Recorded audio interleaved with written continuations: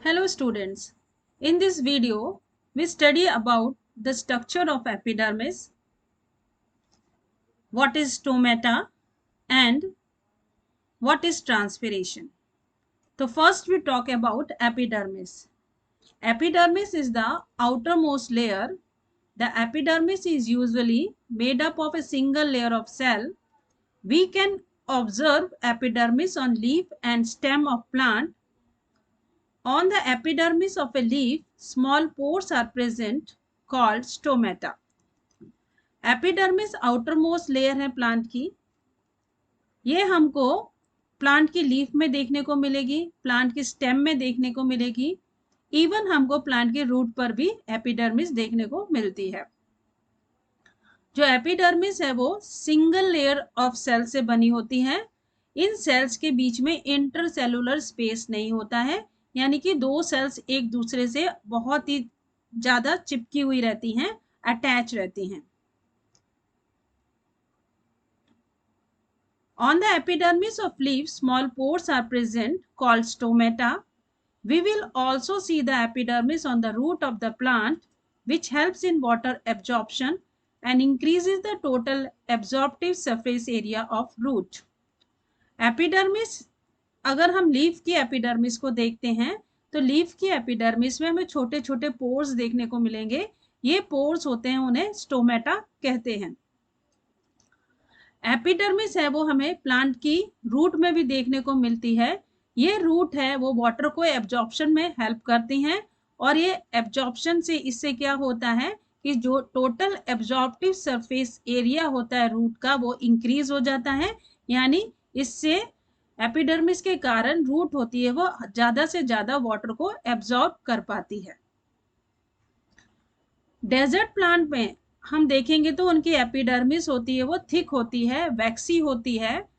ये वैक्सी कोटिंग होती है वो क्विटिन की होती है. क्विटिन एक केमिकल है which decreases the loss of water in such a plant. इससे क्विटिन के कारण जो एपिडर्मिस से जो पानी का लॉस होता है वो कम हो जाता है, और इस कारण जो डेजर्ट प्लांट होते हैं वो डेजर्ट कंडीशंस में भी सर्वाइव कर पाते हैं. When a plant matures, the epidermis is converted into cork or the bark of the tree. जब प्लांट छोटा रहता है तब ये एपिडर्मिस ही कहलाती है, पर जैसे जैसे ये प्लांट होता है बड़ा होता जाता है तो ये एपिडर्मिस होती है वो कॉर्क में कन्वर्ट हो जाती है. कॉर्क को ही हम प्लांट की बार्क कहते हैं, यानी प्लांट की छाल कहते हैं. पेड़ों के ऊपर जो छाल लगी होती है वो क्या होती है, दैट इज बार्क, और ये बार्क बनी होती है एपिडर्मिस से. Cell of the cork are dead and compactly arranged without intercellular spaces.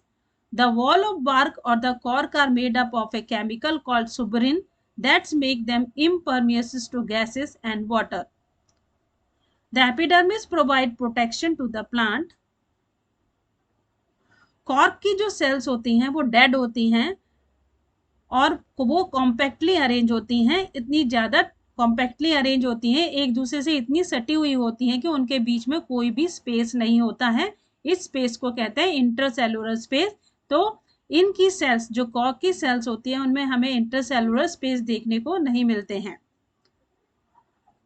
Bark की जो दीवार होती है या वॉल होती है उसको, वो कॉर्क की जो दीवार बनी होती है वो एक केमिकल से बनी होती है. इस केमिकल को कहा जाता है सुबरिन.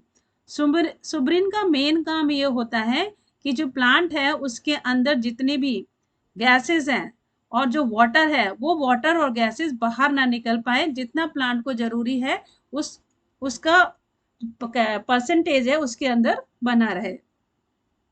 एपिडर्मिस का एक और काम होता है प्लांट को प्रोटेक्शन प्रोवाइड करना. तो जितनी भी आउटर इंजरीज वगैरह होती हैं उनसे प्रोटेक्शन करने का काम भी एपिडर्मिस का होता है. The epidermis protect the plant from mechanical injury and by parasitic fungi.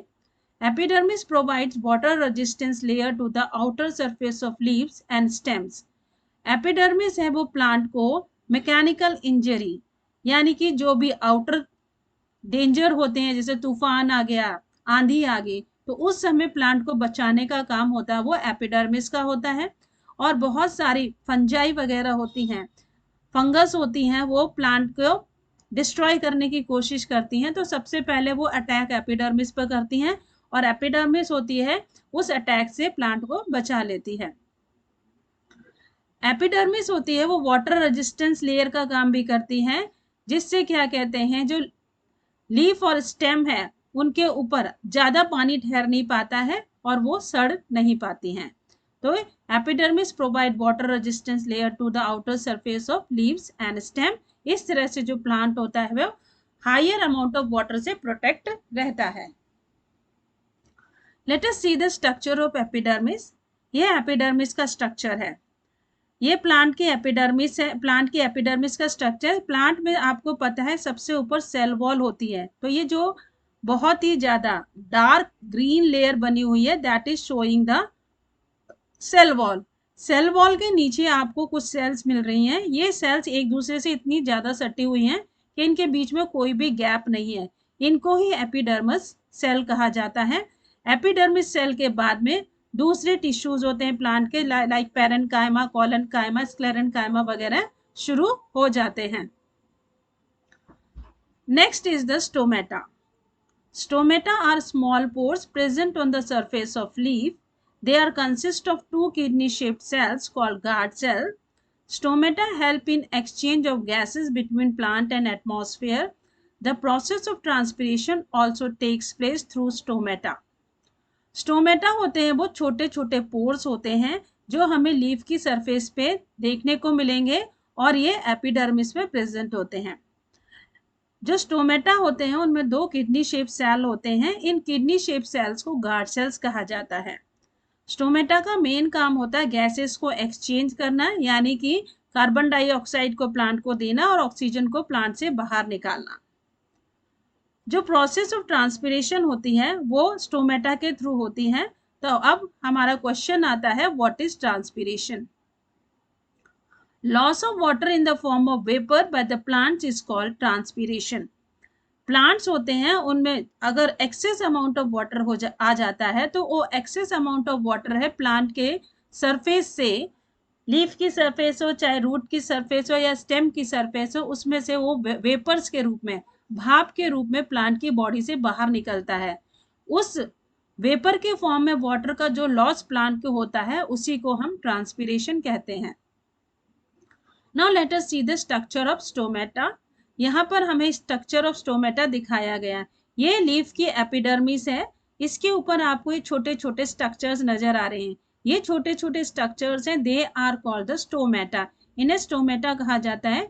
ये स्टोमेटा है, इनके पास में दो किडनी शेप स्ट्रक्चर हैं, ये एक और ये एक, दो, इन दोनों को कहा जाता है गार्ड सेल्स। और इसके बीच में एक छोटा सा छेद है, इसे स्टोमेटल पोर कहा जाता है और ये पूरा पार्ट होता है उसे स्टोमेटा कहते हैं। ये स्टोमेटा है ओपन होता है with the help of the guard cells. Guard cells की मदद से ओपन होता है और इसी के थ्रू प्रोसेस ऑफ ट्रांसपिरेशन और एक्सचेंज ऑफ गैसेस है वो प्लांट्स में हो पाते हैं। So this is about the structure of epidermis, stomata and transpiration. Thank you.